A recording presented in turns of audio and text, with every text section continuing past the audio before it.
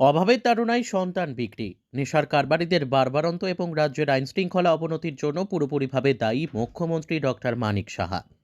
তারপর পুরো মন্ত্রিসভার জন্য দায়ী তারা। রাজ্যে ক্ষমতার দখল করে ব্যর্থতার পরিচয় দিচ্ছে, আর এগুলি প্রধানমন্ত্রী নরেন্দ্র মোদী না দেখে শুধুমাত্র নিজের ছবি কিভাবে খবরের কাগজে ও টিভি স্ক্রিনে প্রচার করা যায় সেদিকে গুরুত্ব দিয়ে চলেছেন। তাই নরেন্দ্র মোদীর নেতৃত্বাধীন কেন্দ্রীয় সরকারের কাছে দাবি জানানো হচ্ছে একটি প্রতিনিধি দল যাতে ত্রিপুরায় পাঠিয়ে তদন্ত করা হয় অভাবের তাড়নায় কেন মানুষকে সন্তান বিক্রি এবং আত্মহত্যা করতে হচ্ছে।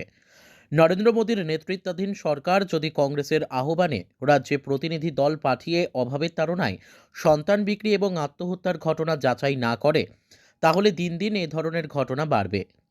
রাজ্যের পরিস্থিতি আরও বেশি ভয়াবহ হবে। এখন এই পরিস্থিতি সামাল দিতে হবে মুখ্যমন্ত্রীকে।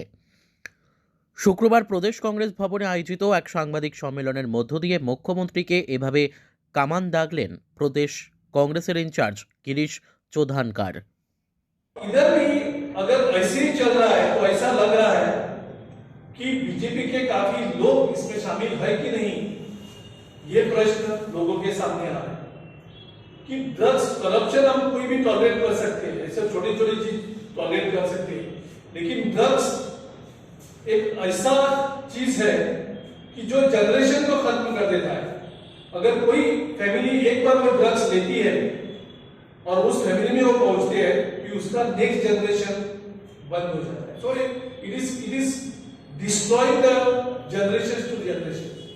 सो उसके लिए हम in the interest larger interest of the student community, because once it enters the villages and the colleges, the Tripura will get destroyed, our younger generation will get destroyed. So we have to control these drug mafias, these kingpins.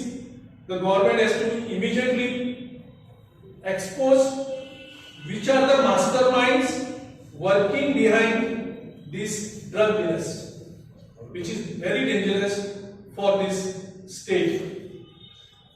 हमने ये भी observe किया कल से, काफी लोगों ने हमें बताया कि एक जो पहली स्कीम चालू थी, जो पेंशन स्कीम 2000 रुपए जो मिलती है, ये तो पूरी लोगों को फंसाने की कोशिश कर रही है।